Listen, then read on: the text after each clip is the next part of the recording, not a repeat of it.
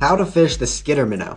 So the Skitter Minnow is just the name I came up for it. If you watch my last video, you'll see where I actually got the inspiration for this technique. I didn't come up with it myself, but the angler I got it from is Japanese, so I can't understand if he has a name for it or anything, so I just call it the Skitter Minnow.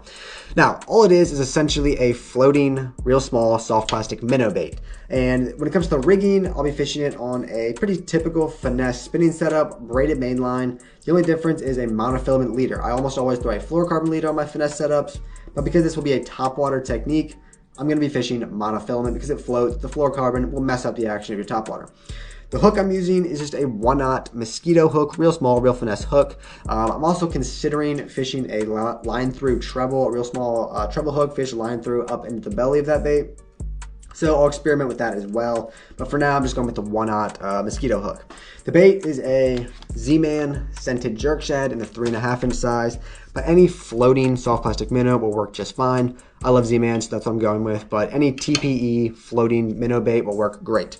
Now, how and where I'm gonna fish it, shallow, clear water to start. This is gonna be a very visual technique. It's not drawing in bass, it's not super loud or anything.